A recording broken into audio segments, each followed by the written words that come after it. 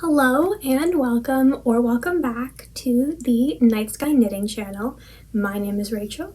I am your host and I filmed this entire video yesterday before realizing that the lighting was garbage because there is no sunlight in Canada this close to the solstice, or this far close after finishing the solstice. So this video is all about my 2022 Make 9 / knitting goals, intentions, and plans for the year ahead. I really love these kinds of videos, or just in general, sitting down and putting some thought and focus into what I want to be making, what I want from my making, and what kind of finished objects I think would really suit my lifestyle and my wardrobe, and to fill gaps that I currently identify in my wardrobe. And so the Make 9, which was created in 2015 by two makers named Rochelle and Paula, is a gentle challenge for makers to pick 9 projects. It's not craft specific, but obviously it's, picked up speed with knitters. And choose with intention and then make those 9 things over the course of the year. There's, it's meant to be low pressure. It's meant to just kind of check in at the beginning of the year and then, throughout, and see how you're doing. There is an Instagram account for it. I just want to make sure that I'm giving proper credit to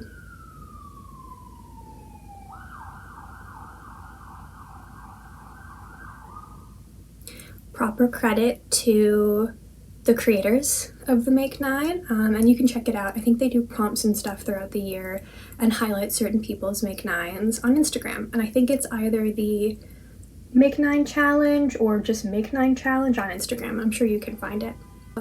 I in general find it really useful to just kind of check in with myself, and I get really stressed. I mean, I'm not a particularly organized person. I think I'm solidly middle of the road when it comes to organization, but I do really enjoy being thoughtful and intentional with what I'm doing, especially with my knitting, because sometimes I look at my stash, which isn't even really that big, and I get overwhelmed. Sometimes I look at my saved posts on Instagram for patterns I'm inspired by, and I get overwhelmed. And so having these moments to sit, think, I have these yarns that I really want to use that have been sitting in stash for too long, that would really go well with these beautiful things that would serve me so much utility and would be so much fun to make. And that kind of really soothes me, which I hope doesn't sound absolutely nuts, but it really soothes me, and it also gets me really excited. And so I love watching year-end wrap-up knitting and crafting videos, and I love watching Make 9 discussions and 2022, or I mean that's just this year, but in general looking forward knitting plans. So without further ado, I will get started. If you see me looking down or at my phone, it's because I posted my Make 9 plans to Instagram, and that's because I probably will at some point forget the 7th or 8th and then start scrambling, and so just having a reference in front of me, so that's what that is. So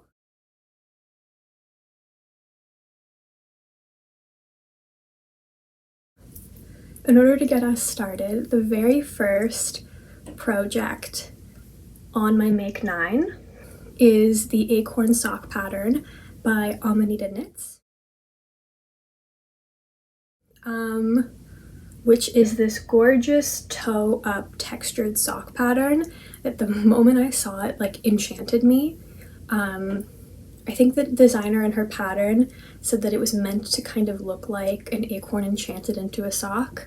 She nailed it. I love that kind of magic and enchantment and whimsy, especially in socks. And I got this pattern back in October when the designer did a Socktober sale, but I haven't really had time to knit it with all my gift knits, and also I didn't have what felt like a good yarn for it. But for Christmas, my mom got me, I have a project bag next to you, I hope it's not loud, I'm sorry guys. My mom got me this, is that upside down? Yeah. Really just So nice skein of sock yarn. This is Artful Belle in the color Cabernet, and I think that would be amazing in this. I'm scared that it's going to be just slightly too dark to really have that texture show off, but I'm going to try it and we're going to see. So I have the pattern, I have the yarn, and I think this is going to be one of my very first projects of 2022.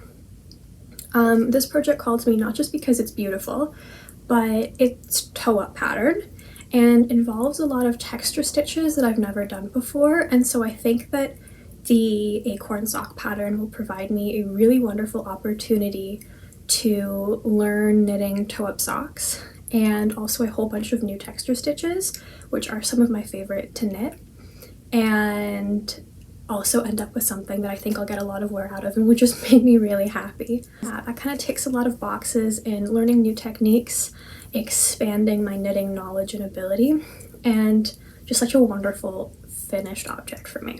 So the Acorn Socks by On the Knit and Knits. Next on my Make 9 is the Snowy Forest Jumper by Midori Hirose of Ranunculus fame.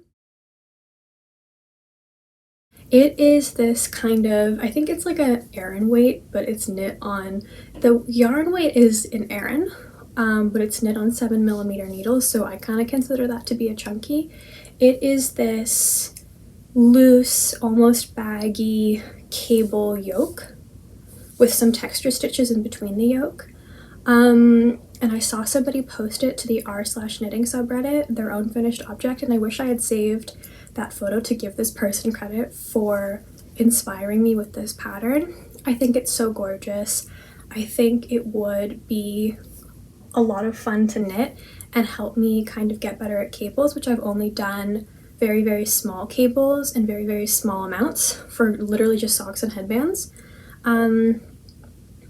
So help me practice my cabling, get better at it, which is sometimes kind of tricky as a left-handed knitter because cables are very directional and I have to do everything mirrored. So I've kind of been avoiding them because I've been kind of intimidated, but I feel like this is perfect to help me kind of get over that hump, but knitting on big needles and at a wide gauge to help me really practice and become more comfortable with cables.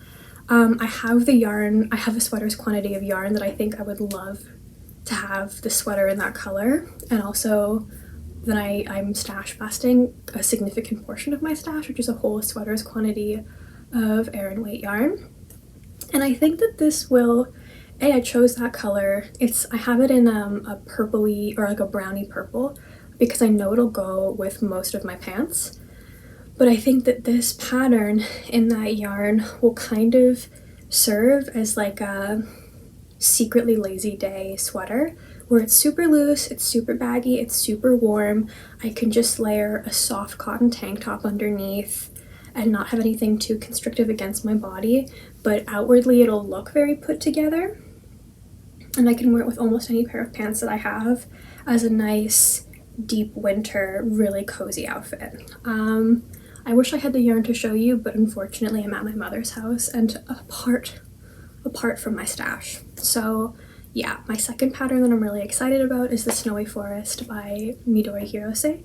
I think it is the perfect combination, again, of helping me expand my comfort with different knitting techniques and then also leaving me with a garment that I think I will have a lot of wear out of, and I think will be, because it's not super trendy, will be kind of timeless, and hopefully I will have it and be happy wearing it for years and years to come. So next on my list is the Road Tripper Tee by Hayley Smeldley of Ozetta Knitwear.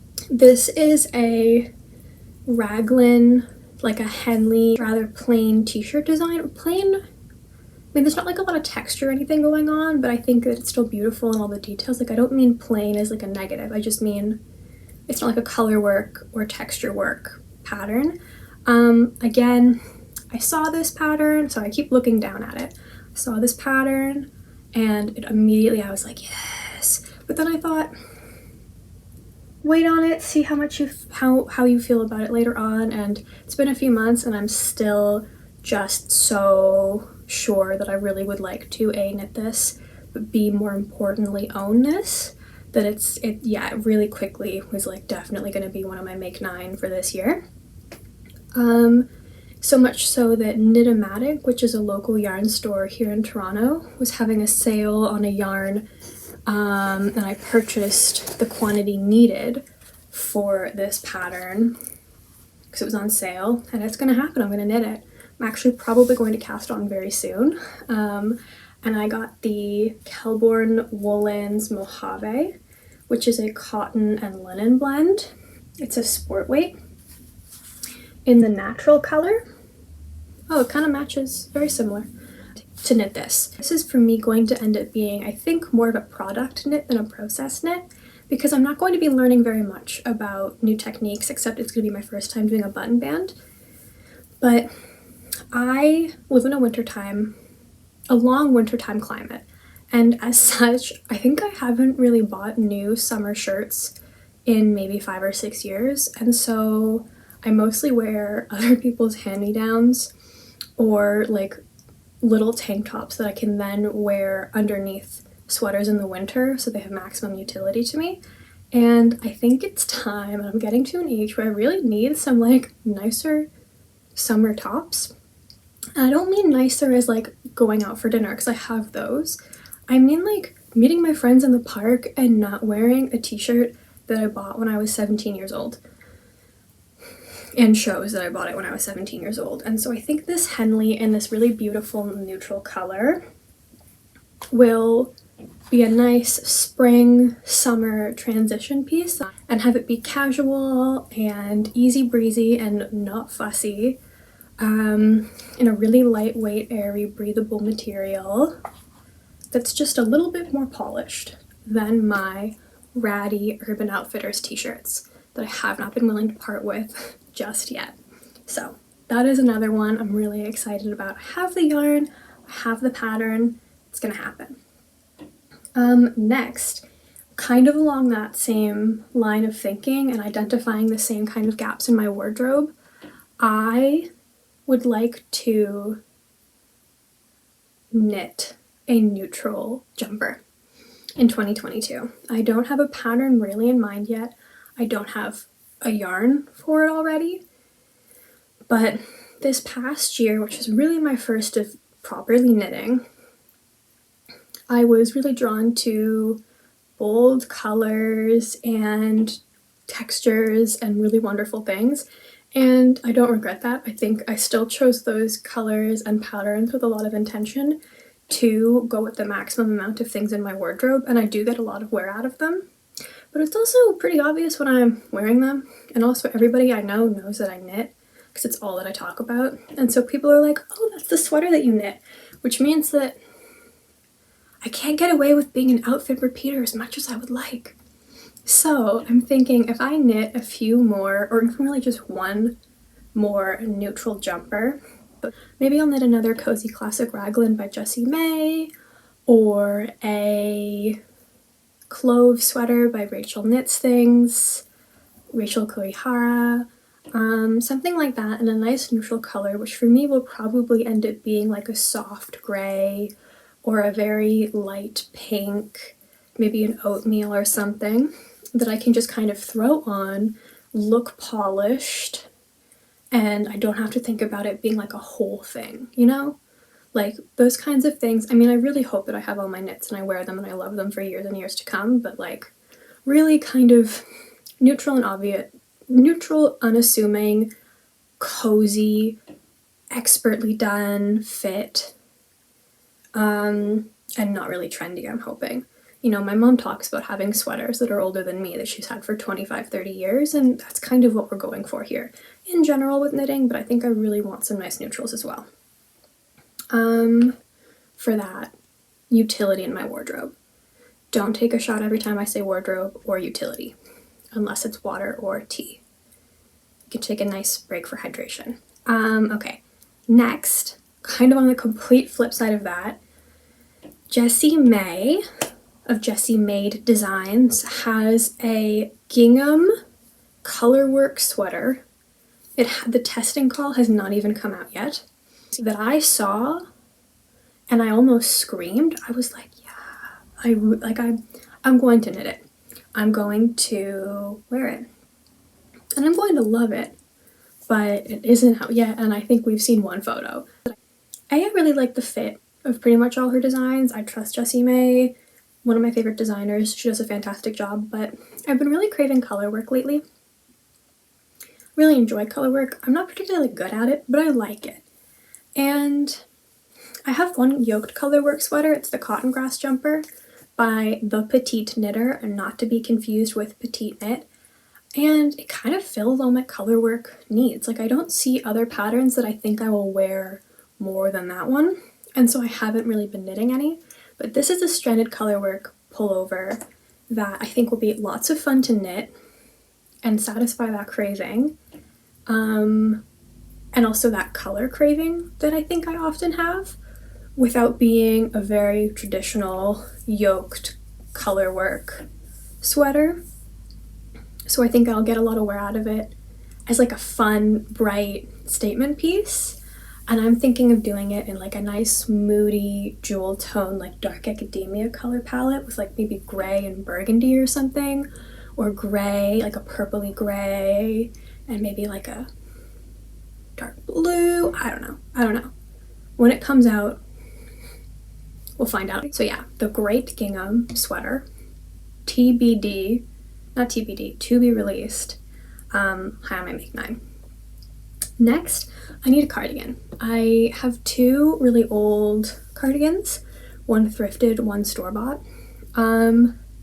I've been talking about knitting a cardigan for a long time. I keep waffling over patterns, I keep waffling over colors.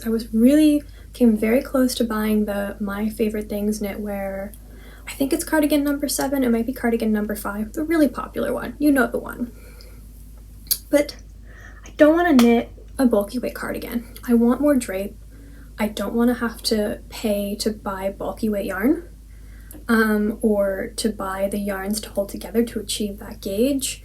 I prefer like a DK. I want the fit and drape of a DK, and also it's just a little bit more cost effective for me, and so I haven't. But that kind of really classic silhouette in general is what I'm going for. And I'm really all ears for really classic, basic, office-appropriate cardigans that I can knit in one piece. Recommendations, please. I might end up knitting a petite knit novice cardigan mohair edition without mohair just for the gauge, because I really like the look. But I would like to try and prioritize indie designers. So if you guys have any recommendations, please let me know. So yeah, I'm going to knit myself a nice neutral cardigan. I don't have one in mind, but I'm on the hunt, and it really is a priority for 2022. I need nicer, but still easy throw-on cardigans, or just kind of one. Next pattern on my list is the Rumphius Sock, which is an all-over colorwork sock by Emma of bloom.create on Instagram. Really like her sock patterns. She has another one I think that she's still knitting the sample of and writing the pattern for that also calls to me and I think is really nice and exciting. But back on track, the Rumphius sock. I think it's gorgeous. I already have the pattern. I'm not going to need all 100 grams of this for the Acorn sock, so I think I will use this in the Rumphius socks.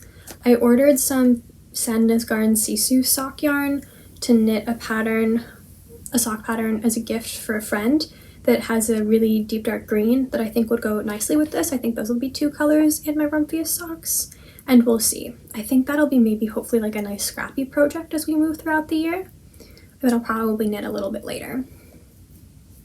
Next, and I have not been counting, I promised my boyfriend a sweater. Yes, I am nervous about the sweater curse. He says I shouldn't be. However, we've come to the agreement that if he breaks up with me, within a few months of me knitting him this sweater, I am confiscating it. So yeah, I'm gonna knit him a sweater. I don't have a pattern in mind yet. Well, that's not true. It'll almost certainly be the Anchor sweater by Petite Knit. I keep sending him a whole bunch of different sweater designs, like a bunch from Max the Knitter. I sent him the Flax by Tin Can Knits, a whole bunch that I found online, and he always says, that's really nice, I would like that, but my favorite one is, and then it's always the Anchor sweater. And so I think I'm going to knit that for him. Probably not in a wool because he's very wool sensitive. So I might do that in Knit Picks Comfy Worsted because it is cost effective and I'm going to need a lot of it to knit him a sweater because he's kind of a broad-chested, broad-shouldered guy. And also he's felt, I have a spare ball because I knit something in it earlier this year that he thinks is really soft and he really likes the texture of. So, sweater for my boyfriend, also on the Make 9. Next, and this is, I think, my very last Make 9 plan is the Riley tee by Rachel Kurihara of Rach Knits Things or Rachel Knits Things on Instagram. It is a saddle shoulder t-shirt that I think is really, really nice.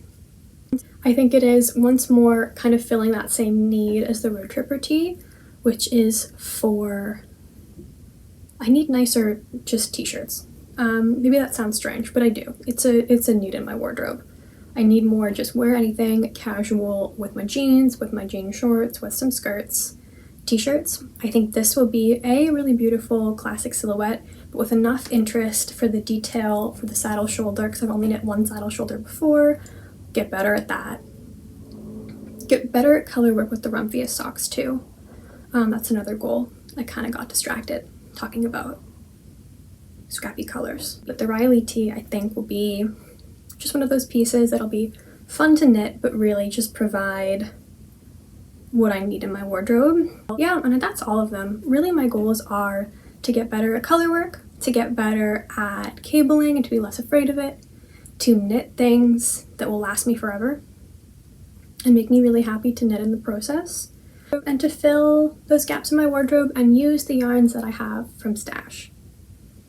I think I might end up using some stash yarn and having to buy a little bit more to get a sweater quantity for the neutral jumper, but we'll see.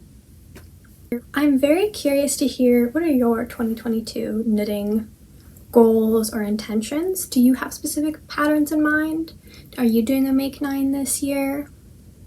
What are your favorite things to knit? Just in general, what are you thinking about for the year ahead in terms of your crafting and your making? I think that's really nice to know, because those are mine. I really hope you enjoyed this video. It is definitely a rambly one, but I hope you enjoyed anyway. All right. Happy New Year. I wish you and all of your loved ones the absolute best, and we'll talk again soon because I owe you guys a podcast. So, bye.